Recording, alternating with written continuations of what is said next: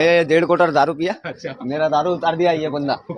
इस बंदे ने आपकी दारू उतार दी। हाँ, ये बंदा। जब ये फिल्म हमने रिलीज की दिसंबर 20 तारीख को, तो हमने कहा था कि ये केरला की सबसे वायलेंट फिल्म है। रिलीज के बाद मुझे कहा गया कि इंडिया की सबसे वायलेंट फिल्म है। सो ने मतलब इतने मूवी देखे हैं, लेकिन ये मूवी के जैसा ऐसा मूवी मुझे नहीं लगता है अभी आगे जाके भी देखने के लिए मिलेगा। എൻ്റെ പൊന്നോ, അന്യായ റിവ്യൂ. മാർക്കോ എന്ന് പറഞ്ഞ ഉണ്ണി മുകുന്ദന്റെ സിനിമയെ വിമർശിച്ചവൾ വീട്ടിലിരുന്ന് കാപ്പിക്കുരു പറക്കി എണ്ണിക്കൊണ്ടിരുന്നോ?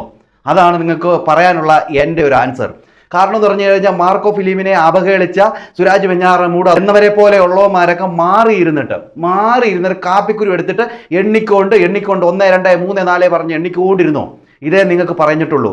കാരണം നമ്മുടെ കേരളത്തിൽ നിന്ന് ഇതുപോലത്തെ അതിമനോഹരമായിട്ട് വയലൻസ് ചിത്രീകരിച്ചിട്ടുള്ള, എന്തിനേറെ പറയുന്നു, വേൾഡിൽ വരെ നമ്പർ 1 ആകാൻ പറ്റിയ ഒരു വയലൻസ് ചിത്രമാണ് നമ്മുടെ ഈ മാർക്കോ, ഉണ്ണി മുകുന്ദൻ അഭിനയിച്ച മാർക്കോ. ഈ ഒരു സിനിമ നമ്മുടെ കേരളത്തിൽ റിലീസ് ചെയ്ത സമയത്ത് കുറേ പേർക്കങ്ങ് കുത്തിക്കഴുപ്പൊക്കെ ആയിരുന്നു.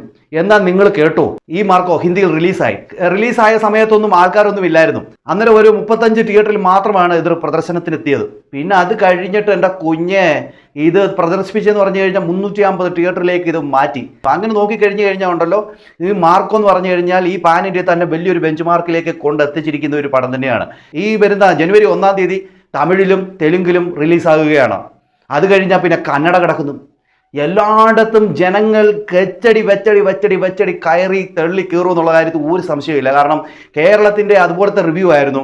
അത് കഴിഞ്ഞതിന് ശേഷം ആൾക്കാർ പറഞ്ഞ് കേട്ട് ജനങ്ങൾ ഇപ്പം അങ്ങ് ഇടിച്ച് കയറുകയാണ്. അതുപോലെ ഹിറ്റായിക്കൊണ്ടിരിക്കുകയാണ് മാർക്കോ ഇപ്പോൾ ഹിന്ദിയിൽ. ഇതുപോലെ കുറച്ച് റിവ്യൂ നമുക്കൊന്ന് കാണാം. ഇതിലൊരുത്തം പറയുന്നത് കേട്ടോ, ഞാൻ 2 ക്വാർട്ടറൊക്കെ അടിച്ചിട്ട് പോയിരുന്നതാ, പക്ഷേ അവിടെ ചെന്ന് ഞാൻ ഈ ഒരു പടം കണ്ടപ്പോഴത്തേന് ഞാൻ അടിച്ച ക്വാർട്ടറും ഞാൻ അടിച്ചതെല്ലാം പോയെന്നാ പുള്ളിക്കാരൻ പറയുന്നത്. അതൊന്ന് കേട്ടു നോക്കി. 1.5 क्वार्टर दारू पिया। अच्छा। मेरा दारू उतार दिया ये बंदा। इस बंदे ने आपकी दारू उतार दी। हाँ, അടിച്ചത് മൊത്തം പോയെന്നാ പുള്ളി പറയുന്നത്. എന്തായാലും ബാക്കി റിവ്യൂ. लेकिन ये मूवी के जैसा ऐसा मूवी मुझे नहीं लगता है अभी आगे जाके भी देखने के लिए मिलेगा। मार्को के सामने कुछ भी नहीं है। पुष्पा भाव आगे खुद बोलेंगे कि हाँ भाई मैं भी झुक गया तेरे सामने। यहाँ फर्स्ट मूवी वांटेड देखी थी, एंड ऐसी मूवी अपने 15 साल के करियर में मैंने तो नहीं देखी। बंदा है ना ये बंदा, आने वाले टाइम का ना बॉलीवुड का बाप है। എന്തോ സംഭവം പറയാൻ നോക്കി. ബോളിവുഡിലെ ബാപ്പ എന്നാ പറയണേ. അതുപോലത്തെ ഉണ്ണി മുകുന്ദന്റെ ആക്ടിങ് കിടുക്കനാണെന്നാണ് അവർ പറയുന്നത്.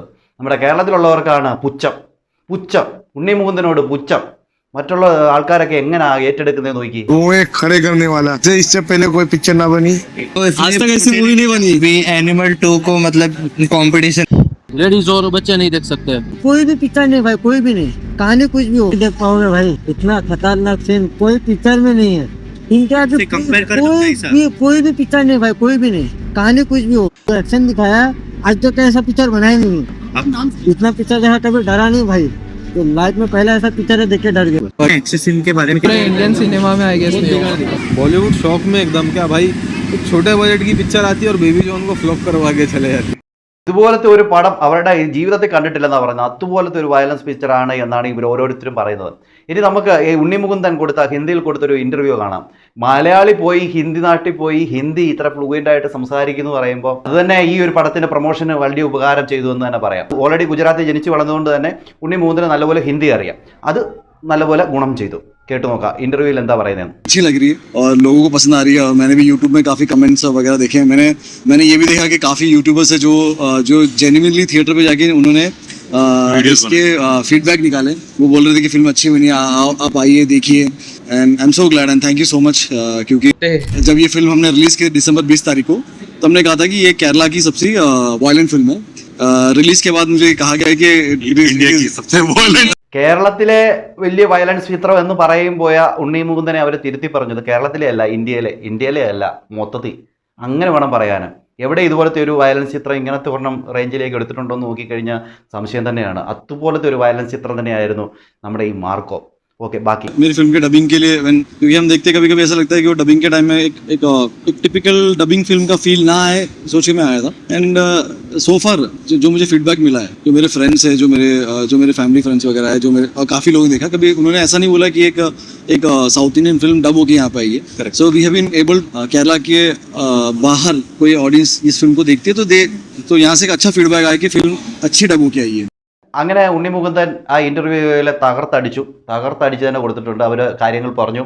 എന്തായാലും അവിടെ ഹിന്ദിയിൽ ഈ ഒരു സിനിമ വമ്പൻ ഹിറ്റായിട്ട് ഇപ്പോൾ ഓടിക്കൊണ്ടിരിക്കുകയാണ്.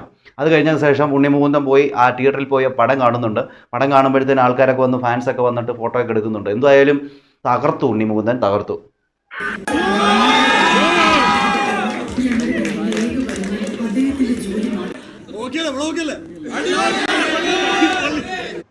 ഞാനേ ജസ്റ്റ് ഒന്ന്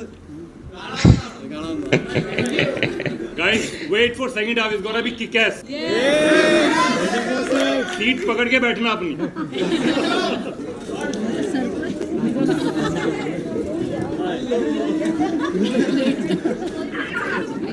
എന്തുമായാലും കിടുക്കാച്ചി കിടുക്കാച്ചി കിലാക്കിഡ്ലാച്ചി ഇത്ര മാത്രമേ പറയാനുള്ളൂ. ഹിന്ദിമേ പൂരാ ഹിറ്റോന വാല മാർക്കോ. നമുക്ക് കാത്തിരുന്നതിനെ കാണാം. എന്തായാലും ഞാൻ വീഡിയോയ്ക്ക് കുറച്ച് മുമ്പ് പറഞ്ഞത് ജനുവരി 3-ാം തീയതിയാണ് തമിഴ്നാട്ടിലെ റിലീസ് കേട്ടോ. അത് കഴിഞ്ഞതിന് ശേഷം കന്നഡ, തെലുഗു എല്ലാം ഉണ്ട്. ഈ ജനുവരി തൊട്ട് മറ്റ് സംസ്ഥാനങ്ങളിലെല്ലാം റിലീസാണ്. തകർത്തടുക്കും എന്നുള്ളൊരു കാര്യത്തിൽ ഒരു സംശയവുമില്ല. എന്തായാലും ഇത്ര രൂപ മുടക്കിയിട്ടുണ്ടെങ്കിൽ അതിൻ്റെ എത്ര കോടി അധികം കളക്ഷൻ നേടുമെന്നുള്ള കാര്യത്തിൽ ഒരു സംശയമില്ല. ഇതിൻ്റെ പ്രൊഡ്യൂസർ അങ്ങനെയുള്ള ധൈര്യം സമ്മതിച്ചു കൊടുക്കണം. ഇങ്ങനെ ഒരു പടം ഇറക്കാൻ വേണ്ടി അങ്ങനെ മുമ്പോട്ട് വരികയും ധൈര്യപ്പെട്ട് മുമ്പോട്ട് വരികയും എന്നാൽ ആ ഒരു ധൈര്യത്തിന് അങ്ങാർക്ക് നല്ല കാലം തന്നെയാണ് എന്ന് മാത്രമേ നമുക്ക് പറയാനുള്ളൂ. എന്തായാലും വമ്പൻ ഹിറ്റിലേക്ക് പോയിക്കൊണ്ടിരിക്കുകയാണ് മാർക്കോ. വിമർശിച്ചവരുടെ തലക്കിട്ടൊരു കൊട്ട് എന്നുള്ള രീതിയിലേക്കാണ് പടം പോയിക്കൊണ്ടിരിക്കുന്നത്. എന്താണ് നിങ്ങൾക്ക് തോന്നുന്നത്? നിങ്ങളുടെ അഭിപ്രായ നിർദ്ദേശങ്ങളും കമൻറ്റ് ചെയ്യുക. അടുത്തൊരു വീഡിയോ കാണുന്നവരിക്കും. എല്ലാവർക്കും ബൈ.